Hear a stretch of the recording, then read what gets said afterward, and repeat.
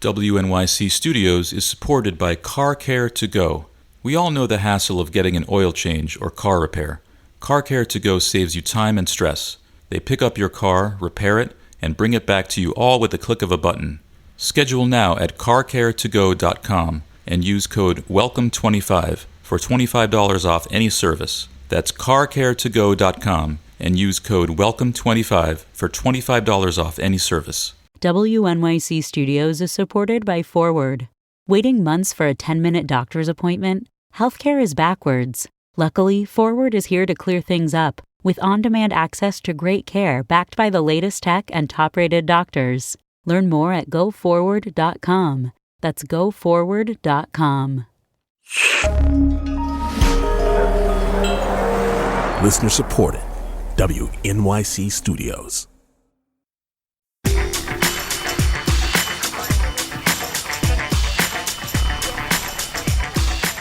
The WNBA's Maya Moore has been one of the best women's basketball players in the world. A number one draft pick who won 4 championships with the Minnesota Lynx and 2 Olympic gold medals. Then she quit at the prime of her career in order to dedicate her life to fighting for criminal justice reform. She founded Win With Justice, a social action campaign focused on prosecutorial reform, and she fought for the freedom of Jonathan Irons, a man whom she believed was wrongly sentenced to 50 years in prison. A new ESPN 30 for 30 documentary called Breakaway premieres July 13th on ESPN.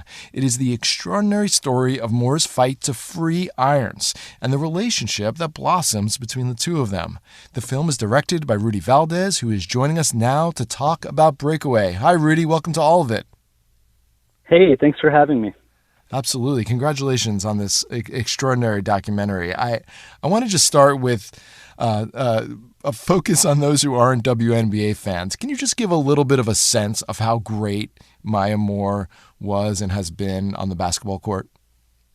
Yeah, it's pretty fascinating because I was a fan of Maya Moore. Just being a fan of basketball, you couldn't help but notice if you were following basketball in any way, shape, or fashion when she was at UConn, just the sheer dominance that she had, and then sort of researching. I was sort of a nerd. I like to research when I'm like, who is this person? And you start to find out about who she was in high school, and she says in the doc too, like she was a national champion by the time she was 12 years old when it came to AAU, and then she had this tremendous high school run, like 3-peated as state champions, and then went to UConn and had an unbelievable career at UConn, and then became the number one draft pick as a WNBA. But even with all of that being said, in knowing that, as we were making this film, we wanted to really let people know who didn't know much about her career, just how wonderful she was. And as we were going through her sort of highlights of her life, it was just this, reintroduction to her of like, wow, she truly was a prolific scorer, and just the basketball IQ is off the charts, and her speed and her, she's amazing. She's an amazing basketball player, and was truly at the top of her game. You have a clips in there from President Obama joking about how often she's at the White House to be recognized for whatever various championships she just won, and talking about how she's going to have her own wing at the White House. So we have Maya Moore. Let's set her aside for a moment. Now tell us about Jonathan Irons. Give us a sense of the case against this young man when he was 16 and the various levels of injustice, really, that he faced. Yeah, Jonathan's case is, for a story like this, it feels very unique and very special. But as we know, anyone who's done even a cursory dive into the criminal justice system, it's an all too common sort of series of events. He was a young African-American man who was in the area where a crime took place, and he was sort of picked up and arrested. And you look at the details of the case of there was no physical evidence at the place. There were alibis for where he was at the time. The eyewitness said, at the time of the crime that he didn't know who did it.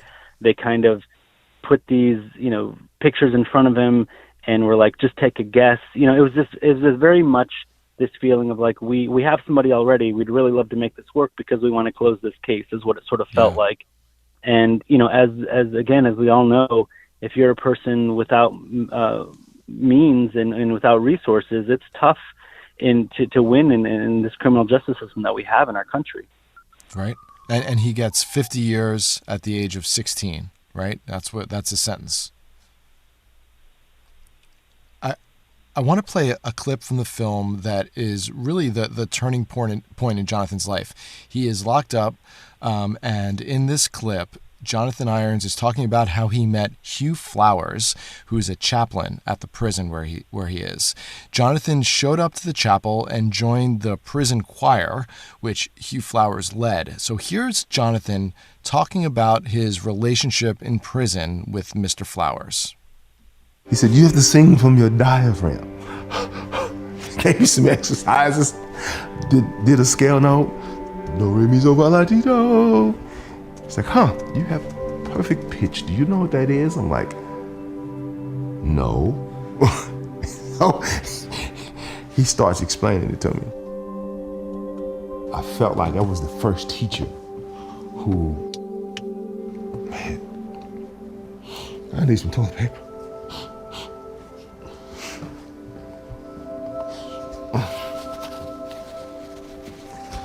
Whew. I was the first teacher I had who actually took the time to reach me. He was the first person who made me feel intelligent for the right reasons. I was like, hey man, look, I'll be honest with you. Man, I love you, dude. Like, will you be my dad? He laughed. He said, yeah. I'm like, for real? He's like, yep. So Jonathan finds his father figure in prison, Mr. Flowers, and it's through Mr. Flowers that Jonathan ultimately meets Maya Moore. I have that right, Rudy? Can you explain how that relationship began? Yeah. So what's interesting is Hugh Flowers was sort of the first step in all of this, because Hugh, as you hear in that clip, really believed in Jonathan and saw something in him and wanted to have an impact on his life. And so he enlisted his son and said, hey, can you at least look into this case of this kid that I met who, doing my ministry in prison? And that's Reggie, who is Maya's godfather. And Reggie, said, well, my dad's taking an interest. Let me take an interest, and I'm going to take a look at some of these facts and what I can find out. And just looking at the case, the overall case, he wanted to dive a little deeper, and he wanted to meet Jonathan. And after looking at the facts and meeting Jonathan, he was like, I'm in, and that slowly led to, because Maya and Reggie are, Reggie is Maya's godfather, but they're very, very close. They're extremely tight family. And, Maya eventually saw that her godfather and her godfather's father were very invested in this person's case and said, well, can I take a look? Can I see what's going on? And she immediately thought, well, my family believes in this person. I'm going to dive in. And she started to dive in, and she believed. It's truly, I think over the course of this documentary and getting to know Maya and her family, it's been wonderful to get to know Maya and get to know the type of person she is. But I think it's been fascinating to see this sort of legacy of family that has surrounded her, that are truly some of the most wonderful people you will ever meet. And they believe in people, and they fight for people, and they try to do what's right. And you see that all sort of inside of Maya's personality and who she is. So it's been, it was really wonderful to watch this side of Maya that so few people have been able to see. I'm sure. The kindness, her pure kindness, and that of her family just pours through the screen. It's remarkable. And then she decides to take a sabbatical from the WNBA for what is now 2 years initially to work on Jonathan's case. She's at the prime of her career. Have you ever heard of another athlete doing this? Is there any sort of precedent for an athlete taking time off for something like this? I try to think of things that compared to that when following the story. And, there was, Michael Jordan when he left to go and play baseball, and people thought that it was sort of tied to his father and those sort of things. And, he was certainly at the top of his game at the time. But the way Maya did it, and the reason she did it, and how she did it, if I'm being honest, I'm surprised it wasn't bigger news. Yes, especially right. when people figured out what she was fighting for.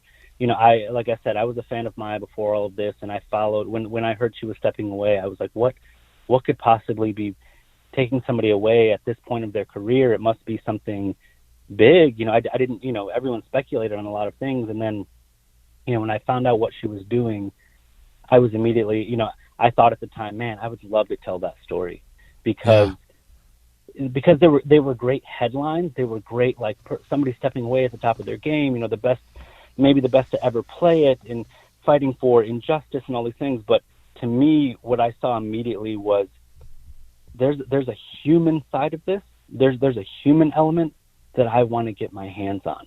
There's something on the other side of these headlines that is fascinating, and I want to tell that story. I didn't think they'd ever let me tell the story, and I thought, there's probably a lineup of filmmakers wanting to tell the story, and I'm sure there were, but it's hard to compare it to anything because so few people can experience the highs and the success that Maya has experienced, and so that's one thing. And then B, to just turn it all off and say, I feel like there's something over here that I need to do that is important to me, and watch them seamlessly move into that. It's fascinating. Yeah. So what did she do? Tell us what she did during her time off from the WNBA. So, a lot of the fight in the criminal justice system is, not glamorous, and it's a lot of busy work. And I think that she, with her godfather Reggie and his wife Sherry, and with Hugh and the rest of the family, they did a lot of the procedural stuff that needs to happen. The literal paperwork, and the talking to lawyers and getting the right lawyers on board, getting the right sort of ammo to go and fight this case. And I think that she realized, that she has a platform and that she has the ability to shine a light on injustice. And so she used that. But again, like, what is fascinating is Maya using her platform and trying to sort of set up this press conference for Jonathan to raise awareness, and no press shows up. Nobody shows up. And again, just fascinating to me that, they're all over the idea that she's leaving the game, but they're not all over the idea that she's leaving the game for something that we all need to pay attention to. And, she did that. She led with her heart. She led with with what I think she thought she should be doing.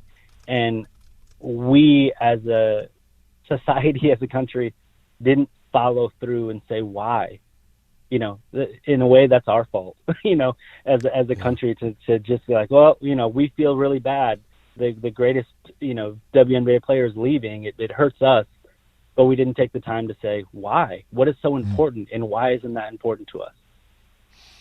If you're just joining us, I'm Matt Katz, filling in for Allison Stewart, and we're speaking with director Rudy Valdez about his film Breakaway, which premieres July 13th on ESPN.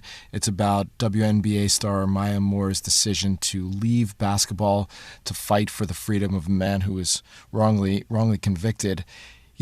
Jonathan Irons isn't the only person in such a situation. What's the systemic issue here? What's your sense of how many people in prison? I mean, watching this film, I'm like, how many people are in this situation who aren't lucky enough to have a connection with a WNBA star?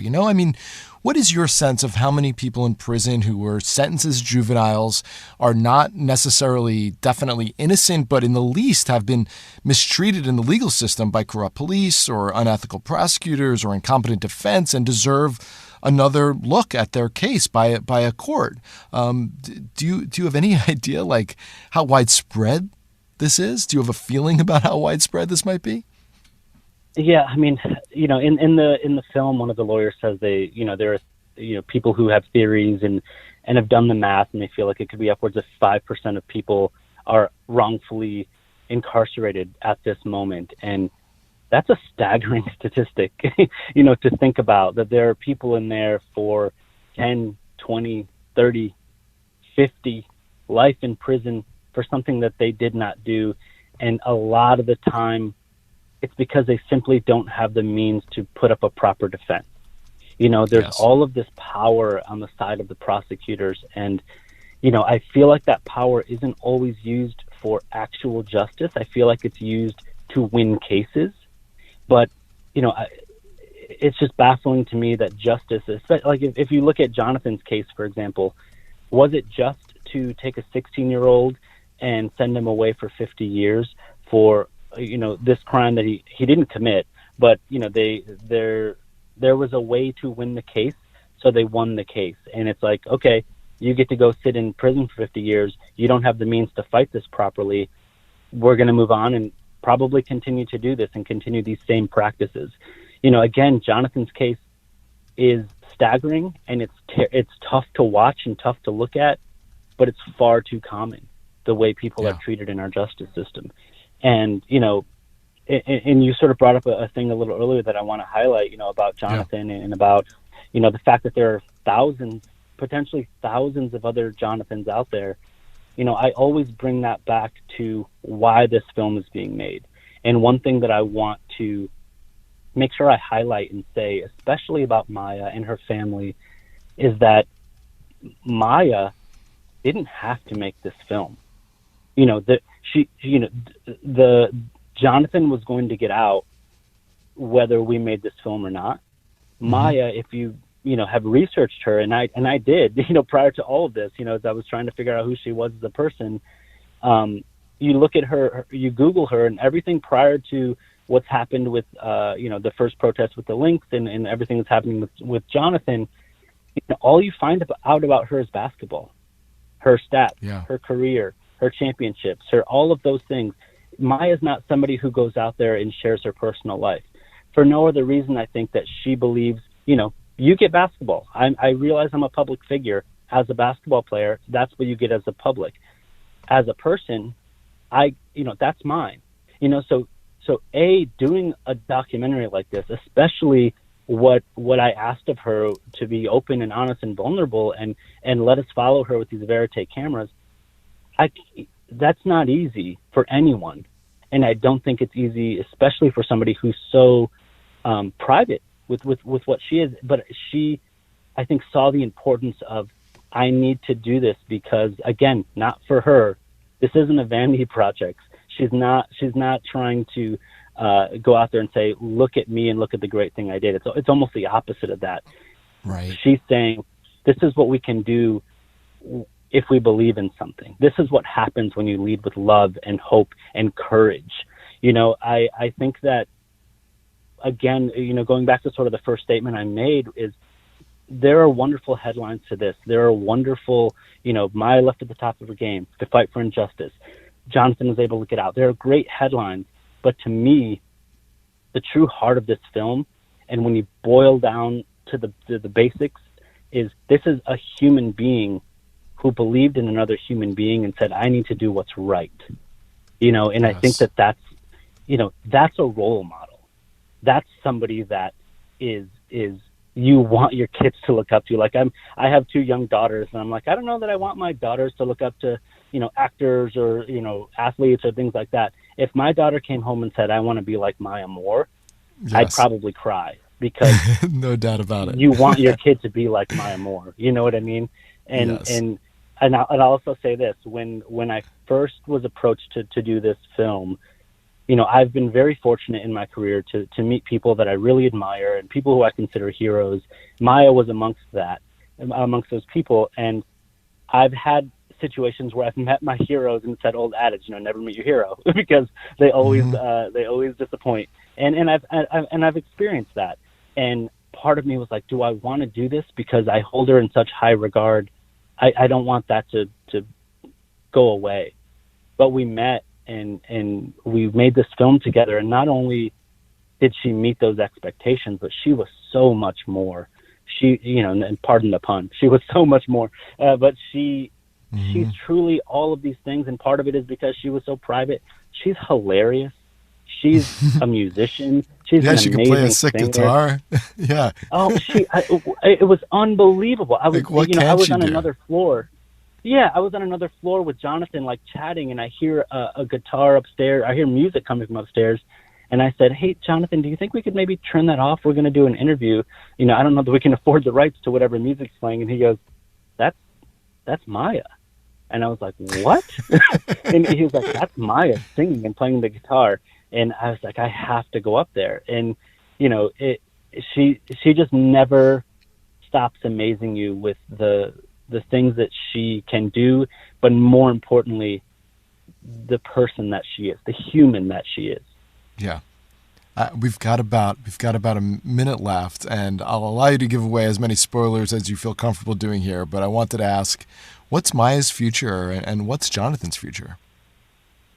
I wish I knew. It's people ask me that all the time. Is Maya going to play basketball again, and what are they going to do in the future? The only thing I know for sure is that they're going to continue to fight for justice. That seems to be Right. something that is at the core of both of their beings. Is like, we can't let these things that happen to us. When you look at Jonathan's sentence, like the real tragedy here would be to say, all right, that happened, and we got to sort of get over it. It's taking that and saying, we're not going to let other people have this experience. And I think that Right. that's at the core of what's driving them right now. But I wouldn't be surprised if Maya played again. I wouldn't be surprised if she didn't, because she has so many things at her disposal and so many things that she is amazing at, that she's going to just continue to be this amazing human. And honestly, I can't wait to see what she does. Well, Rudy, it's a beautiful story, and it's beautifully told. There's a surprise in the middle of the film that we didn't touch on that literally made me cry. So thank you for doing this. Breakaway premieres July 13th on ESPN. I've been speaking with director Rudy Valdez about the film. Rudy, thank you so very much for coming on all of it. Really appreciate it. Thank you very much. I appreciate you. Thank you. WNYC Studios is supported by Car Care to Go.